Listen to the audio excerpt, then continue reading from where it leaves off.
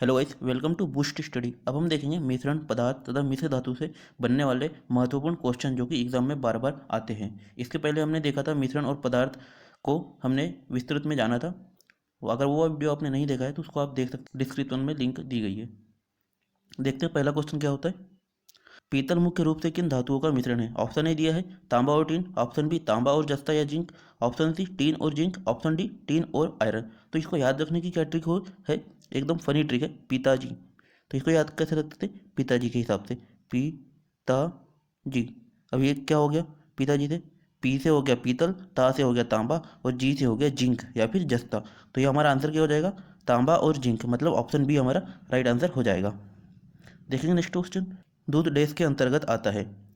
तो दूध का क्या उदाहरण है? देखते हैं। ऑप्शन ए पायस, option B aerosol, option C gel या डी इनमें से कोई नहीं। तो दूध क्या है? एक प्रकार से कोलाइड है, और कोलाइड के अंतर्गत किसके अंदर आता है? ये होता है पायस। तो पायस क्या होता है? पायस जो होता है लिक्विड में लिक्विड का सॉल्यूशन होता है, मतलब मिश्रण होता है। तो ये हमारा आंसर क्या हो जाएगा? ऑप्शन ए पायस, मतलब ये कोलाइड है, कोलाइड के अंतर्गत ये पायस में आता है। देखेंगे next question. Shaving cream dash का उदाहरण है? तो शेविंग क्रीम की हम बात करें तो ऑप्शन ए द्रव में द्रव का, ऑप्शन बी द्रव में ठोस का, या ऑप्शन सी द्रव में गैस का, या ऑप्शन डी गैस में द्रव का। तो ये उदाहरण है द्रव में गैस का। शेविंग क्रीम में क्या होता है? शेविंग क्रीम में जो होता है, जो क्रीम होती है उसके अंदर क्या है, छोटे छोटे बुलबुले होते हैं, काफ़ी महीन बुलबुले होते हैं, जिससे के कारण क्या है, वो फेस अधिक देती है। तो वो क्या हो जाता, बुलबुले होते हैं, तो क्या होता है? द्रव में गैस का उदाहरण है ना। तो हमारा आंसर क्या हो गया? द्रव में गैस का उदाहरण, मतलब ऑप्शन सी हमारा राइट आंसर हो गया, ऑप्शन सी। और ये किस प्रकार का है? ये जो है कोलाइड होता है, ये भी कोलाइड होता है, और कोलाइड में कौन सा फोम होता है? फोम प्रकार का ये कोलाइड होता है। देखेंगे नेक्स्ट क्वेश्चन। कांसा डैश का मिश्रण है?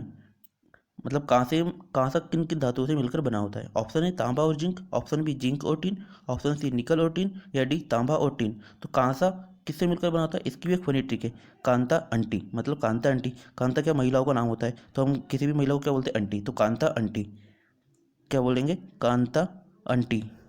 तो हम अंटी को साइलेंट कर देंगे तो कांता अंटी हम बोलेंगे। तो कांसा, कहाँ से क्या हो गया?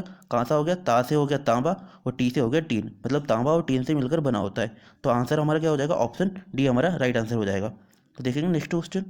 निम्न में से अमलगम नहीं है? मतलब अमलगम क्या होता है? अमलगम जो होता है, पारा के साथ अगर किसी भी धातु को आप मिलाते हैं और अगर वो क्रिया करती है तो क्या कहलाएगा? अमलगम कहलाएगा। लेकिन पारा जो है, ऑप्शन ए में क्या दिया है? पारा और आयरन, ऑप्शन बी पारा और तांबा, ऑप्शन सी पारा और जिंक, या डी इनमें से कोई नहीं। तो क्या नहीं है पूछा है, तो पारा जो है आयरन कोबाल्ट निकिल के साथ और प्लेटिनम जैसी धातुओं के साथ क्या है? क्रिया नहीं करता है, मतलब अमलगम नहीं बनाता है। तो हमारा आंसर क्या हो जाएगा? ऑप्शन ए राइट आंसर हो जाएगा। देखेंगे नेक्स्ट क्वेश्चन। जेली डैश का उपयुक्त उदाहरण है? जेली क्या है? ये भी एक प्रकार से क्या है? कोलाइड है। तो क्या है? जेली क्या होता है? द्रव में ठोस का उदाहरण। Option B gel, option C पायस, या डी क्या दिया है? द्रव में गैस का, या ऑप्शन ई दिया है ए और बी दोनों। तो ये क्या हो जाएगा? ये तो है कोलाइड। ठीक है, कोलाइड में क्या होता है? ये द्रव में ठोस का उदाहरण होता है। और ये किसके अंतर्गत आती है? जेली, जेली आती है जेल के अंतर्गत। तो हमारा आंसर क्या हो जाएगा? ऑप्शन ए और बी दोनों, मतलब ऑप्शन ई हमारा राइट आंसर होगा। देखेंगे नेक्स्ट क्वेश्चन। जिलेटिन किस प्रकार का मिश्रण है? जिलेटिन ऑप्शन ए दिया है जेल, ऑप्शन बी पायस, ऑप्शन सी फोम, या डी इनमें से कोई नहीं। तो जिलेटिन जो है वो किसके अंतर्गत आता है? वो आता है जेल के अंदर, मतलब ये भी एक प्रकार से क्या है? कोलाइड है। तो हमारा आंसर क्या होगा? Option A. ये क्वेश्चन जो है एग्जाम में बार बार रिपीट होते हैं, उन्हीं क्वेश्चन को हमने एग्जाम यहाँ पर कवर किया है। देखेंगे नेक्स्ट क्वेश्चन। बटर या मक्खन किस प्रकार का कोलाइड है? तो ये भी कोलाइड है। अब कोलाइड किस प्रकार का है? तो ऑप्शन ए में दिया है पायस, ऑप्शन बी में दिया है जेल, या सी में दिया है एरोसोल, या डी इनमें से कोई नहीं। तो ये भी उदाहरण है पायस का। दूध और मक्खन जो हो गया, ये दोनों पायस के उदाहरण है, मतलब द्रव में द्रव का उदाहरण हो गया ये। अगर पूछा जाए कि किसमें किसका उदाहरण है, तो द्रव में द्रव का उदाहरण है। क्या हो जाएगा? पायस हमारा राइट आंसर होगा। देखेंगे नेक्स्ट क्वेश्चन। स्याही या इंक डैश का उदाहरण है? ऑप्शन ए द्रव में गैस का, ऑप्शन बी द्रव में ठोस का, या सी ठोस में द्रव का, या डी गैस में ठोस का। तो हमारा क्या आंसर हो जाएगा? ये है द्रव में ठोस का उदाहरण। तो ये किसके अंतर्गत आता है? ये भी है एक प्रकार से कोलाइड है। तो हमारा आंसर क्या हो जाएगा? द्रव में ठोस का उदाहरण, मतलब ऑप्शन बी हमारा राइट आंसर हो जाएगा। और ये कोलाइड के अंतर्गत किस में आता है? ये आता है सोल्ट में। सोल्ट में इसके अलावा क्या आता है? इसके अलावा जैसे पेंट आता है इसके अंतर्गत, है ना, पेंट और इंक दोनों। क्वेश्चन 10 सोल का उदाहरण है? Option A paint, option B दूध, ऑप्शन सी मक्खन, या डी जिलेटिन। तो अभी हमने पढ़ा था, तो सोल का उदाहरण क्या होता है? पेंट होता है। तो ऑप्शन ए हमारा राइट आंसर हो जाएगा। और इसके अलावा क्या आता है? जैसे कि हमने इसके पहले देखा था इंक के जैसा ही, या फिर साबुन का जो पानी होता है या साबुन का विलेन जिसे बोलते हैं, वो भी किसके अंतर्गत आता है, वो भी आता है सोल्ट के अंतर्गत। तो राइट आंसर होगा हमारा ए। देखेंगे नेक्स्ट क्वेश्चन, रोल्ड गोल्ड धातु किसका मिश्रण है? ऑप्शन ए तांबा और टीन, ऑप्शन बी तांबा और एल्यूमिनियम, ऑप्शन सी टीन और सीसा, या ऑप्शन डी इनमें से कोई नहीं। तो हमारा आंसर क्या हो जाएगा, कॉपर और एल्यूमिनियम, मतलब तांबा और एल्यूमिनियम हमारा राइट आंसर होगा। ऑप्शन बी हमारा राइट आंसर हो जाएगा। और इसमें परसेंटेज कितना होता है इनका, 90% कॉपर होता है और 10% जो है एल्यूमिनियम। इसका उपयोग होता है सस्ते आभूषण बनाने में भी इसका उपयोग किया जाता है रोल्ड गोल्ड का, जो कि पीले कलर का दिखाई देता है। तो हमारा राइट आंसर क्या होगा, ऑप्शन बी। जर्मन सिल्वर में मुख्य धातु होती है? ऑप्शन ए चांदी, option B nickel, option C germanium, या फिर डी दिया है तांबा। तो जर्मन सिल्वर में क्या होता है, इसमें तो पहली बात इसमें चांदी होती नहीं है और ना ही जर्मेनियम होता है। अगर ऑप्शन में ये दिया है तो इनको तो पहले ही आप निगलेक्ट कर देना है ना।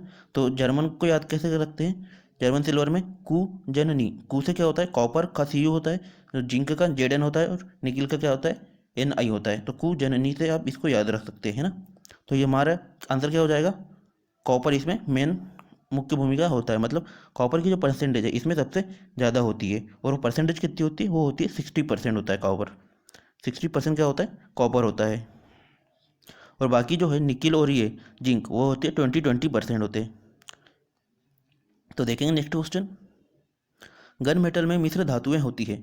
ऑप्शन ए तांबा और निकल, ऑप्शन बी जिंक और टीन, ऑप्शन सी जिंक तांबा और टीन, ऑप्शन डी इनमें से कोई नहीं। तो इसमें होगा ऑप्शन सी, राइट आंसर हमारा हो जाएगा जिंक तांबा और टीन। इसको कैसे याद रखेंगे, कु जंक्शन से। कु जंक्शन मतलब कु से हो गया कॉपर सी यू, और जेड से हो गया जन जेड एन मतलब जिंक, और एस एन से हो गया सन। तो हो गया हमारा क्या, कु जंक्शन। इसको हम इस प्रकार से याद रख सकते हैं, कु जंक्शन से। तो हमारा राइट आंसर क्या होगा, ऑप्शन सी हमारा राइट आंसर हो जाएगा।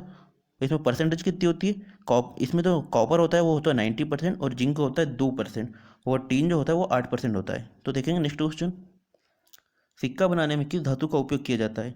Option A Dutch metal, option B Muntz metal, option C Monel metal, या डी इनमें से कोई नहीं। मुंज मेटल का उपयोग इसमें किया जाता है। ऑप्शन बी हमारा राइट आंसर हो जाएगा। और मुंज मेटल किसका मिश्रण होता है, ये होता है कॉपर का मिश्रण और जिंक का मिश्रण होता है मुंज मेटल। तो इसमें कॉपर जो है 60% और जिंक जो है 40% होता है। तो बी हमारा राइट आंसर हो जाएगा। हवाई जहाज का ढांचा बनाने में किस धातु का उपयोग किया जाता है? ये क्वेश्चन जो एग्जाम में बार बार रिपीट होता है। तो ऑप्शन ए दिया है जर्मन सिल्वर, बी दिया है मैग्नीशियम, या सी दिया है डूरेलियम, या डी दिया है गन मेटल। इसमें हम किसका उपयोग करते हैं, मैग्नीशियम का उपयोग करते हैं। और मैग्नीशियम में जो है एल्यूमिनियम होता है और मैग्नीशियम होता है। तो एल्यूमिनियम जो होता है 95% होता है, मैग्नीशियम होता है 5%। तो हमारा राइट आंसर क्या हो जाएगा, ऑप्शन बी हमारा राइट आंसर हो जाएगा। क्वेश्चन 16, सोल्डर या टांका धातु में होती है? ऑप्शन ए टीन और सीसा, बी टीन और तांबा, या सी तांबा और सीसा, या डी तांबा और जिंक। तो इसमें क्या होता है, टीन और सीसा मतलब सीटी। सोल्डर धातु या टांका धातु में क्या होता है, सीटी। सीटी मतलब सीसा और टीन, सीसा और टीन। और सीसा इसमें कितना होता है, सीसा होता है 33%। सीसा को हम लेड भी बोलते हैं या प्लम्बम, लेड बोलते हैं इसको मोस्टली, है ना, लेड उसको बोलते हैं। और इसका सूत्र, इसका रासायनिक संकेत क्या होता है, इसका होता है पीबी। और टीन का होता है एसएन, जो कि 67% होता है। तो हमारा आंसर क्या हो जाएगा, सीसा और टीन। सीसा और टीन, सीसा और टीन कहाँ दिया है, ऑप्शन ए में दिया है। तो ऑप्शन ए हमारा राइट आंसर हो जाएगा। क्वेश्चन 17 देखते हैं, इस्पात या स्टील में कितना प्रतिशत कार्बन होता है? ये क्वेश्चन भी एग्जाम में काफ़ी पूछा जाता है, हर बार पूछा जाता है।